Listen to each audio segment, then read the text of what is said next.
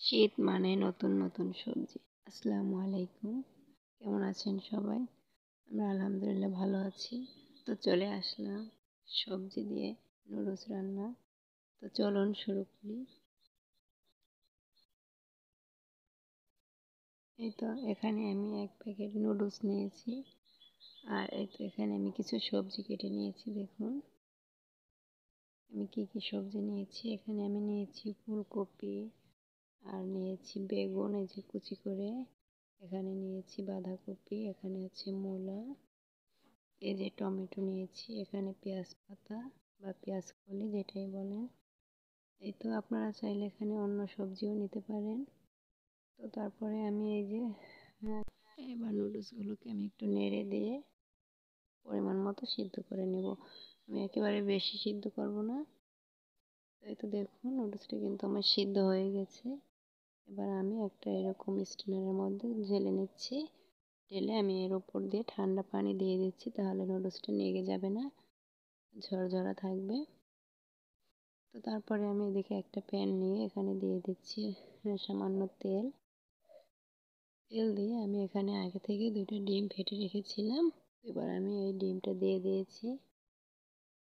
দিয়ে ডিমটা একটুক্ষণ নিয়ে আমি এটা একটু ঝুরি করে নিচ্ছি। তো আমার ঝুরি করা হয়ে গেছে, এবার আমি ডিমটা তুলে নিয়েছি। তো এবার ওই প্যানের ভেতরে আমি বেশ কিছুটা তেল দিয়ে দিলাম পরিমাণ মতো পেঁয়াজ কুচি, আর একটা কাঁচামরিচ ফালি কুচি করে দিয়েছি। দিয়ে দিলাম পরিমাণ মতো লবণ, দিয়ে এখানে আমি সবজি দিয়ে দিব। তো ফুলকপিটা যেহেতু সিদ্ধ হতে একটু লাগে, তো প্রথমে আমি ফুলকপিটাই দিয়ে দিচ্ছি। দিয়ে একটু ভেজে নেব। তো এখানে সামান্য হলুদ গুঁড়ো দিয়ে দিচ্ছি। দিয়ে আমি একটু নেড়ে চেড়ে এখানে বাকি সবজি দেব। তো একটু ঢেকে এটাকে একটু সিদ্ধ করে নিচ্ছি। এভাবে ঢেকে এটাকে আমি কিছুটা সিদ্ধ করে নিয়ে তারপরে এখানে দিয়ে দিলাম মূলা। আপনারা চাইলে মূলাটা বাদ দিয়ে দিতে পারেন। আসলে এখানে দিয়েছি কিন্তু সেটা মনে হয়নি। তারপরে আমি এখানে পেঁয়াজ কলি দিয়ে দিলাম। এবার আমি বাকি সবজিগুলো অ্যাড করে দিব। তো এগুলো একটু নেড়ে চেড়ে নিচ্ছি। আর এই সবজি দিয়ে নুডলসটা খেতে কিন্তু অসাধারণ লাগে। তো আমি কিন্তু বাঁধাকপিগুলো, মূলা সব কিছুই দিয়ে দিয়েছি। শুধু বাকি আছে আমার টমেটো। তো টমেটোটা আমি একেবারে শেষেই দিব। তো এই তো দেখুন সবজিগুলো আমি এখন একটু এরকম করে ভালো করে ভেজে নেব। আমি একেবারে পুরোপুরি সিদ্ধ করব না, 50% সিদ্ধ করে নেব এরকম ভেজে। তো এই তো এভাবে আমি নেড়ে চেড়ে ঢাকনা দিয়ে ঢেকে সিদ্ধ করে নিয়েছি। এবার আমি এরকম একটা সাদা ম্যাজিক মশলা দিয়ে দিচ্ছি এখানে। যেহেতু এই নুডলসে মশলাটা একটু কম থাকে, আর সেই মশলাটা প্রায় লবণের মতোই, তো তাই আমি এখানে সবজি যেহেতু আর এই মশলাটা দিয়ে দিয়েছি, যার কারণে অসাধারণ টেস্টি হয়। আপনারা চাইলে এটাকে স্কিপও করতে পারেন।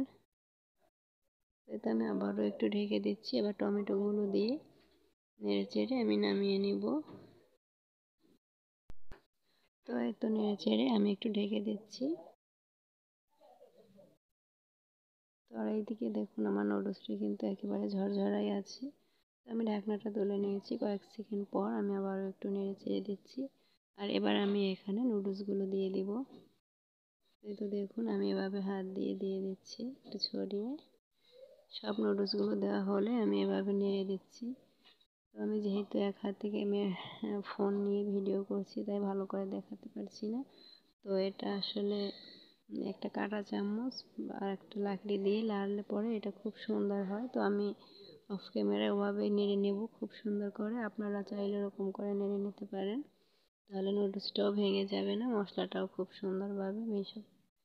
তো তারপরে আমি ঝুরি করে রাখা ডিমগুলো দিয়ে আমি নুডলসে থাকা মশলাটা দিয়ে দিলাম। দিয়ে আমি আবারও একটু নেড়ে চেড়ে দিচ্ছি। আর নুডলসটা কিন্তু দেখতেই পাচ্ছেন মাশাআল্লাহ খুবই সুন্দর হয়েছিল। আর যেহেতু ভেজিটেবল এগ নুডলস, এটা খেতেও অসাধারণ হয় আর খুবই পুষ্টি। বাচ্চারা বড়রা সবাই খেতে পারে, আপনারা অবশ্যই ট্রাই করবেন। তাই তো দেখুন আমি পরিবেশন করে দেখিয়ে দিচ্ছি। আমি এখানে একটা ডিম সিদ্ধ করে এরকম করে রেখেছি। তো আজকের ভিডিওটা কেমন লাগলো, ভালো লাগলো অবশ্যই একটা লাইক করবেন। তো আজকের মতো এখানেই বিদায় নিচ্ছি। আল্লাহ হাফেজ।